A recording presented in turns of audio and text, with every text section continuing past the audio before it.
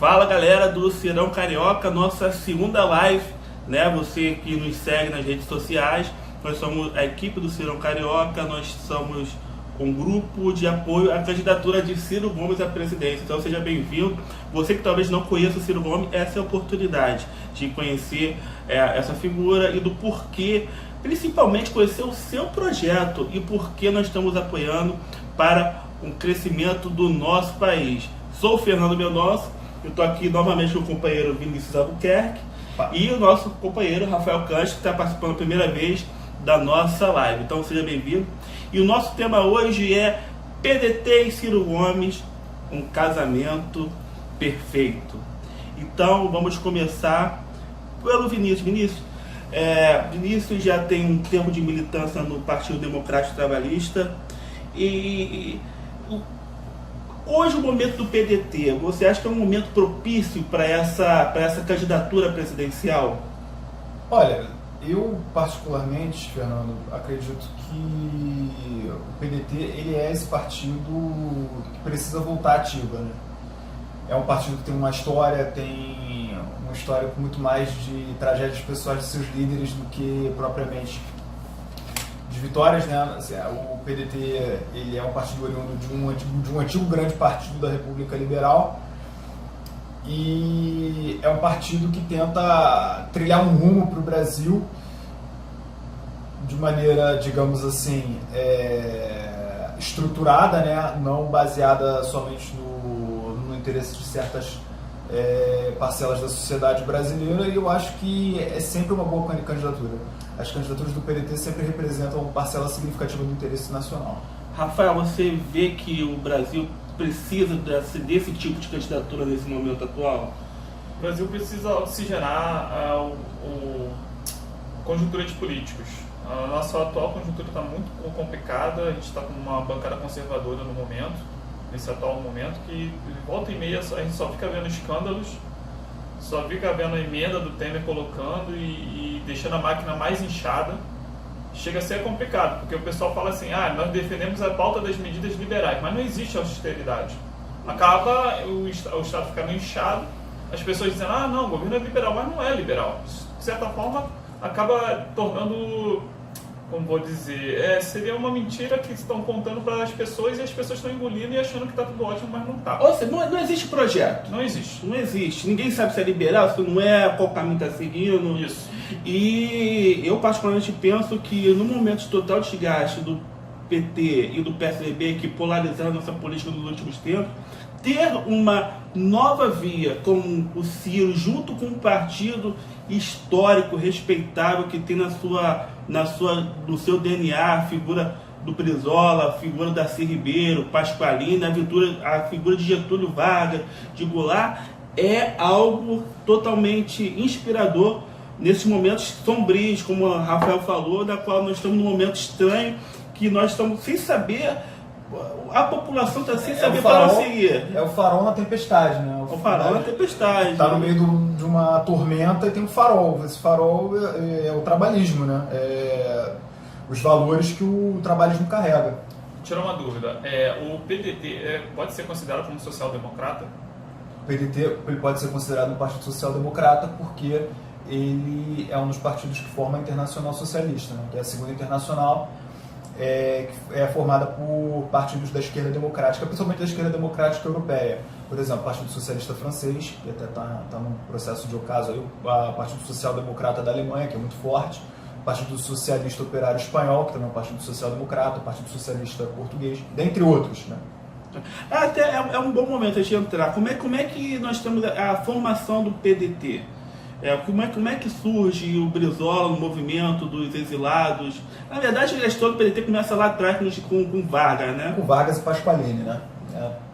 O que acontece? Quando Rui, né, começa aquele processo de corrosão do Estado Novo, o Estado Novo tinha a base do PTB se formou antes do partido em si, né? E toda aquela massa de trabalhadores sindicais, daqueles sindicatos corporativos, resolveram formar o PTB. Tinha uma base muito forte no Rio de Janeiro, No Rio Grande do Sul também. E no Rio Grande do Sul, principalmente, por causa das lideranças, principalmente o Alberto Pasqualini, que era um social-democrata avalétrico na época. Rápido comentário, um grande formador desse PTB foi uma juventude tem um papel fundamental na formação desse partido. A juventude é fundamental na reconstrução do país. A juventude sempre foi protagonista dos grandes momentos da história do Brasil. Você, jovem que está aí, que tem uma galera que está se buscando informação na internet, no Facebook, é o momento de você estar na política assim, conheça, estude, pesquise, porque nós precisamos renovar a nossa política, nós precisamos tomar as rédeas da nossa história. Exatamente. O primeiro presidente da mocidade PTBista foi Leonel de Moura de Brizola, né? Ele foi o primeiro presidente. E aí o partido se formou ali, né? E aí, entre vicissitudes, né?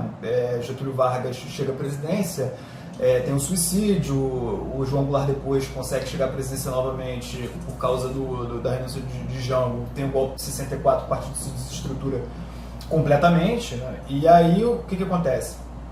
O Brizola vai morar no Uruguai, né?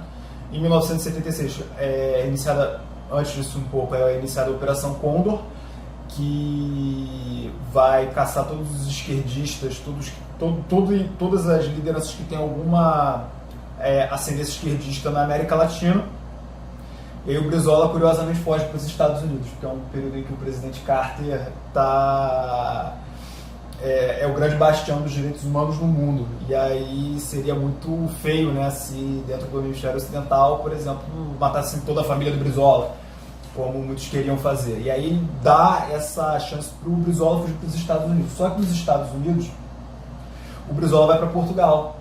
E aí ele recomeça o projeto de refundação do PTB. Nesse momento ele encontra com Fernando Henrique Cardoso, José Serra, Pedro Simão, que vai continuar no MDB.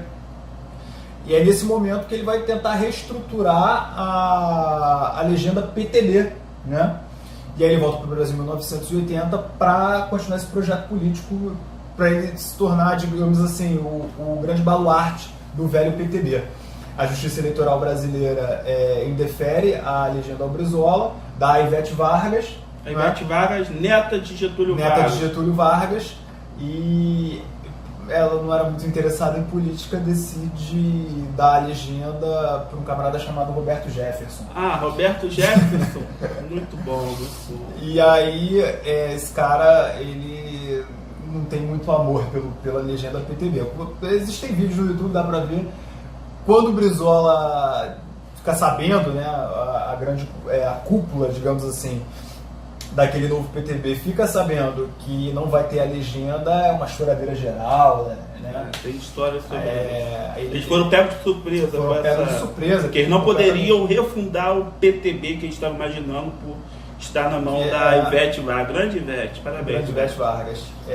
E aí ele faz o PDT, que é uma legenda nova, assim, tipo, não posso ter um partido, mas eu vou participar das eleições de 82, vou candidatar a governador, vai ser PDT.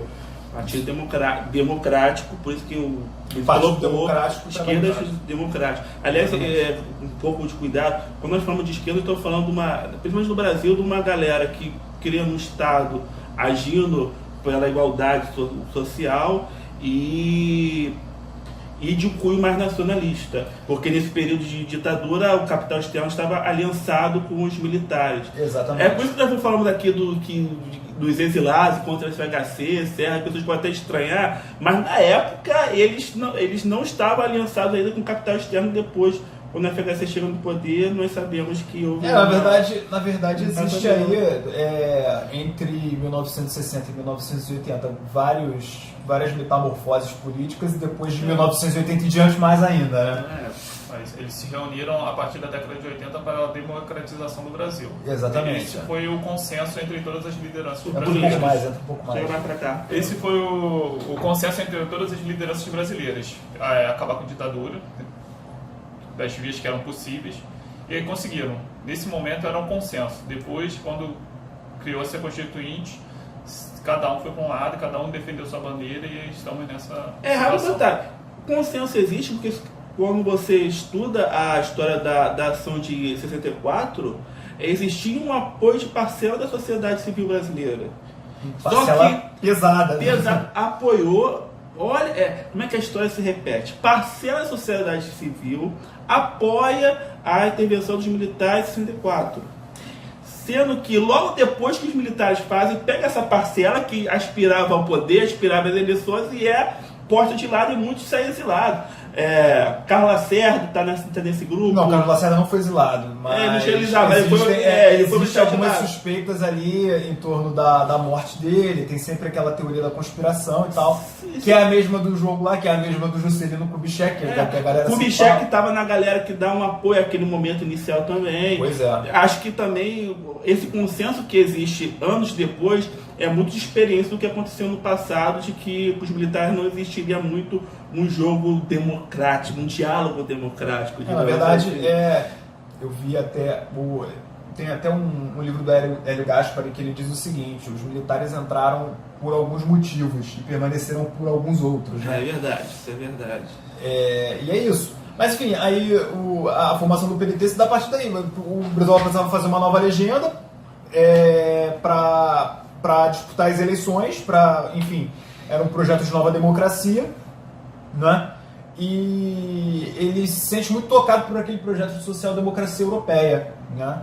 O PDT, para entrar na Internacional Socialista, que é diferente da Comintern, que é a internacional, digamos assim, comunista, né? É socialista também, mas é a internacional comunista.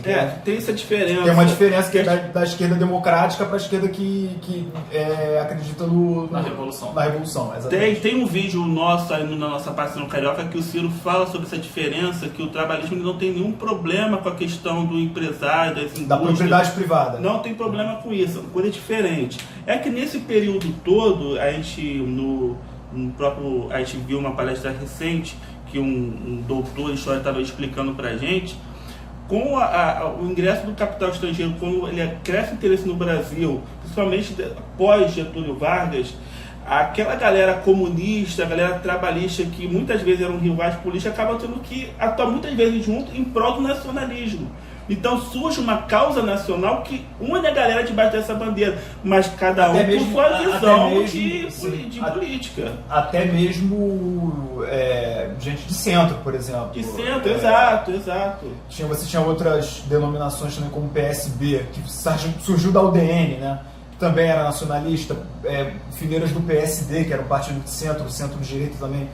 É importante falar isso porque muita gente às vezes faz essa confusão de socialismo, faz comunista, do PDT, são caminhos diferentes que por muito tempo caminharam lado a lado em nome do nacionalismo, mas cada um tem as suas características. Sim.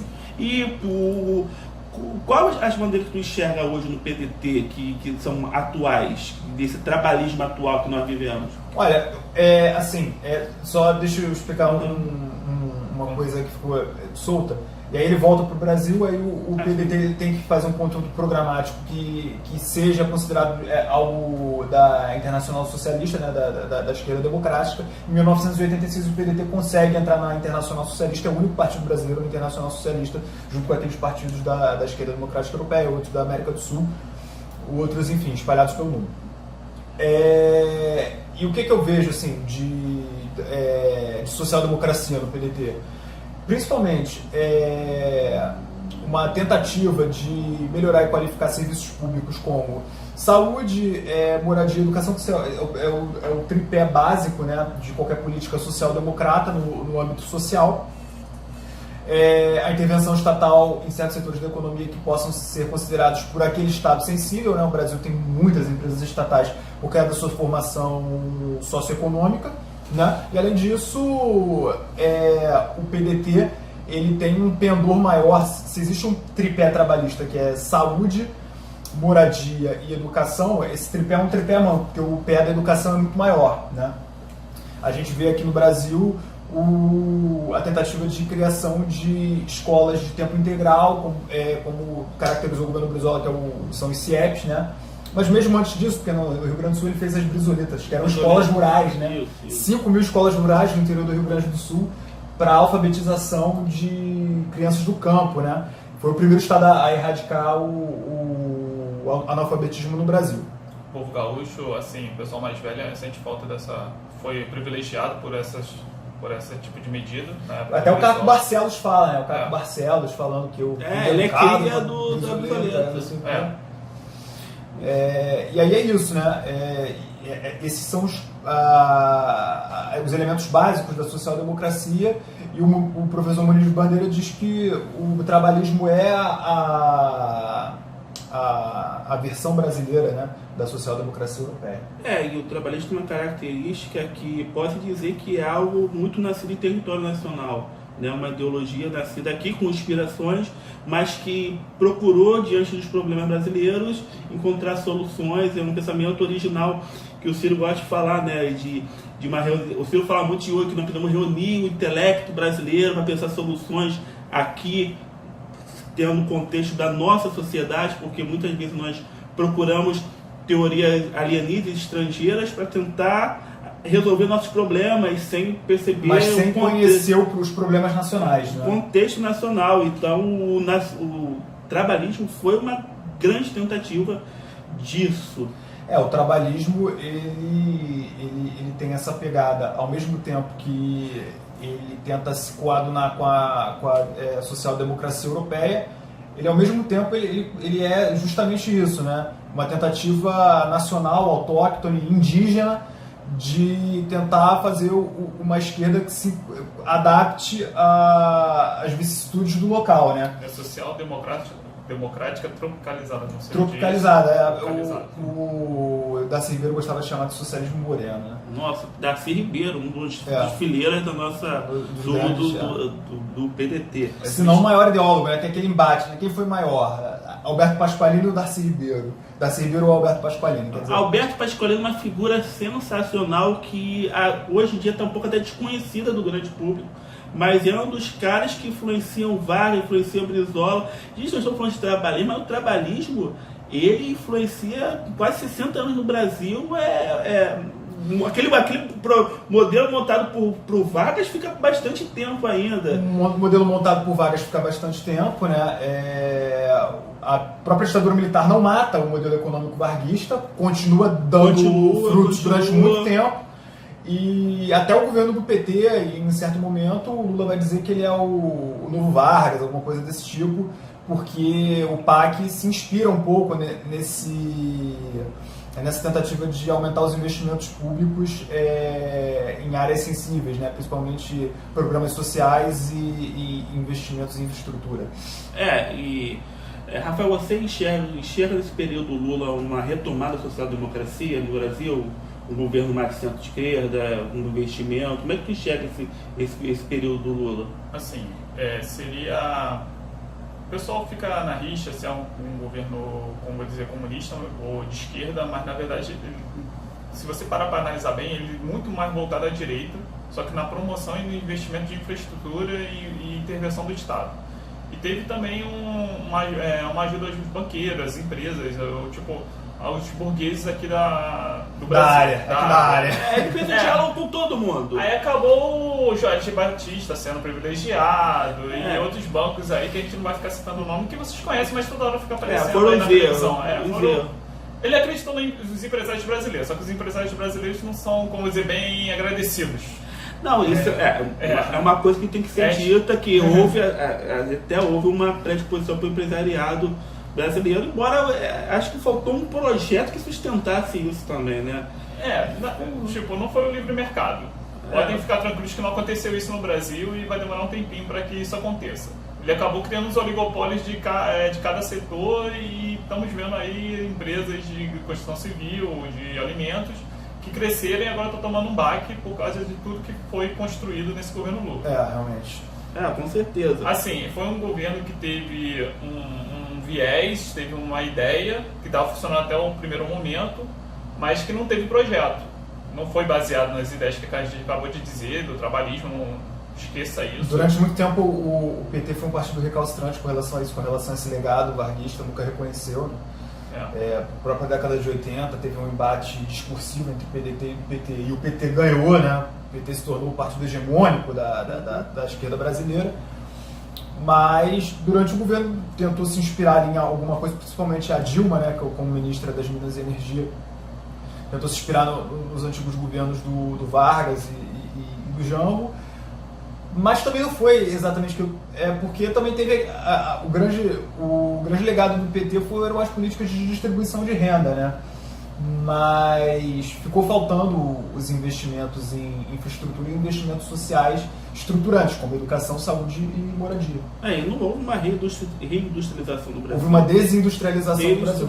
Isso é o maior, deixa claro que eles não conseguiram alcançar bem o legado de Vargas. Só que é interessante eles serem um pouco refratários e admitir essa inspiração no Vargas. Muito tempo depois. Quando o PDT já estava morto, aí eles começaram a falar, não, eu sou do Vargas. Beleza, né? Postar cachorro morto é fácil. Porque infelizmente o PDT talvez, num erro de cálculo, acabou um pouco se diminuindo na era Lula, o PT certamente subiu. E agora vem o Ciro Gomes e injeta esse ânimo novo no partido. É um ressurgimento, né? Um ressurgimento do partido. Porque o Ciro Gomes é uma grande liderança, tem essa pegada social-democrata, né? Ele volta os olhos, as atenções para o PDT, porque talvez seja o único partido que tenha sobrado, que tem alguma substância, estrutura, exatamente. História. E o Ciro Gomes, pelo que conversa com todos os militantes partidários do PDT, ele se conhece e sabe das ideias, ele sabe do ideal que tem o PDT por trás. Ele não está sendo oportunista de chegar assim, entrar no partido e tentar se despontar, não. Ele chega, ele conversa com as pessoas, ele dialoga com as lideranças para saber o que elas querem saber, o que elas querem, o que elas podem oferecer, o que ele pode trazer para que chegamos num consenso. Até porque, uma coisa que muita gente não sabe, na segunda tentativa de eleição do Ciro à presidência, ele vem na frente trabalhista, ele era filiado ao PPS, o Brizola apoia.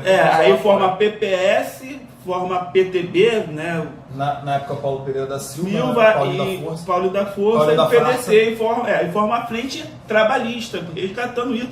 E o Ciro cria uma ligação muito forte com o Brizola.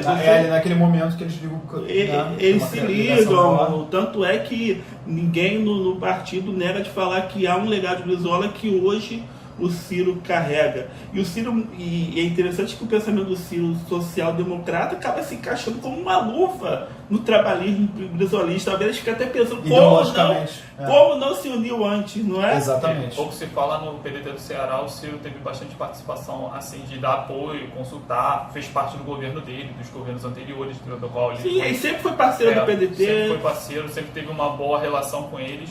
Por isso que o trânsito foi tranquilo e ele entrou, o Lupe fez o convite, ele entrou faz pouco tempo, largando da CSN. E agora, pelo que a gente está contando, ele vai ser o presidente, ele vai ser o candidato a presidente do Brasil. Ele já é o vice-presidente do PDT, vai ser o candidato à presidência. Presidência em 2018. E quando você analisa a trajetória política do Ciro e a sua atuação, você vê traços bem concretos que ele não tem uma postura de ideologias cegas, ele sempre teve uma postura nacionalista, ele sempre teve uma postura de privilegiar o industrialismo, as classes trabalhadoras, tanto é que nos seus governos não se ouve falar de greve de servidor público, pelo contrário, os servidores eram parceiros dele, e o Ciro tem uma questão com ele muito forte, ele não aceita essa história de dizer que se algo é feito pelo Estado é ineficiente. Ele não aceita isso e ele dá exemplos que as ações estatais podem sim ser eficientes, podem sim ser utilizadas em locais estratégicos, por exemplo, em energias, pode dar certo. Ele usa muito o termo o Estado necessário. Né? O Estado necessário, exatamente. Estado máximo não, Estado mínimo não, mas o Estado necessário. Ele foi o campeão em demitir funcionário que não trabalhava e funcionários fantasmas. Exatamente. Mas ele, servidores públicos, ele tem isso. Ele vai te dar moral, vai te dar um salário. Mas, meu irmão, tu tem que trabalhar. Tem que bater o ponto. Meritocracia, de verdade. De verdade. Não esse negócio de gogó, não. Inclusive, recentemente, ele trouxe uma proposta para os professores, e achei muito interessante. Que ele quer criar um fundo na qual os professores recebam uma bonificação. Depois que vocês procurem o vídeo, tem a nossa página, tem o nosso canal de YouTube sobre os professores, que aí tem melhor explicar, mas que teria acesso a essa bonificação se alcançasse desempenho. Então é uma coisa muito interessante, muito inteligente, uma forma de melhorar uma tentativa de aumentar a competitividade, né? Competitividade, do qualificação. É. Então o professor que busca se qualificar, ele vai ter uma bonificação. Isso é muito interessante, uma forma inteligente de gerir o Estado. Não de uma forma patrimonialista, antiquada, burocrática, uma forma moderna. E botando a faca no pescoço do servidor, né? Tu também, no bom sentido, gente, no bom sentido. Não. Tem muita gente muito político coloca a faca no pescoço do servidor, querendo que ele faça alguma coisa que sabe? Como, por exemplo, aqui no estado do Rio de Janeiro, a forma como tratam os policiais, por exemplo. A gente sabe que a polícia é sempre um lance complicado, mas, poxa, a gente vê policial aí sem receber, entendeu?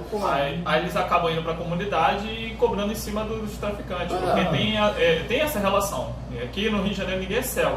A gente se conhece. Infelizmente tem uma banda que não é a maioria, nós acreditamos na maioria, nós temos um total apoio à polícia, tanto civil como militar. Nós temos no nosso quadro a deputada Marta Rocha, Sim. que foi chefe de polícia. Que vai ser governadora, né? Porque a população do Rio de Janeiro a elegerá. Será? Spoiler. Bora spoiler. Não, assim, então assim, é justamente a forma como se trata o servidor público, né?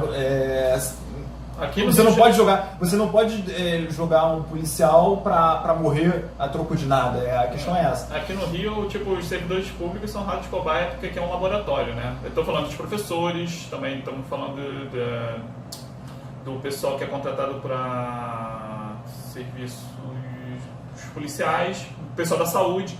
Todo mundo aqui está sem receber e está nessa situação aí, sem pagar aluguel, sem poder pagar comida, tá complicado. Então aqui o pessoal está sendo maltratado mesmo de fato por causa das políticas anteriores. Sim. Não, com certeza. E o projeto do Ciro, ele tem essa vertente. Eu acho que é um casamento perfeito, muito por causa disso. Há de encontro, caminha junto. É aquilo que eu falei, é até estranho o Ciro não ter vindo da PDT há mais tempo. E ambos, tanto o legado trabalhista como o pensamento do Ciro, não é um pensamento de, como a gente sempre fala aqui, de demonizar empresário, não é isso. Na verdade é um pensamento de unir quem trabalha com quem produz, dando condições, dignidade ao trabalhador. É um projeto de união nacional. De união nacional, é a aposta do brasileiro, apostar no brasileiro. Inclusive quando o Ciro tem uma proposta de reforma tributária muito interessante, de ter tributos progressivos. Qual é a visão? De quem recebe menos paga menos tributos, quem recebe mais paga mais. Por quê? Qual é a lógica disso? Quem paga menos, o Estado cobra menos tributo, até uma forma de investimento daquela pessoa poder crescer e desenvolver. Pois é. E quem ganha mais paga mais é uma forma de reciprocidade pelo que a nação proporcionou essa pessoa assim no mundo inteiro, só aqui no Brasil. No mundo inteiro é forma de falar, mas no Brasil não acontece isso. No Brasil a gente não é muito fã da taxação progressiva. Mas essa taxação progressiva tem uma contrapartida. Ele cobra, mas ele também vai entregar os serviços de qualidade. Exatamente. Isso é uma grande, como eu dizer, discussão. Todo mundo fica reclamando, vou pagar imposto, melhor só negar, porque eu não recebo educação, não recebo saúde, não recebo segurança.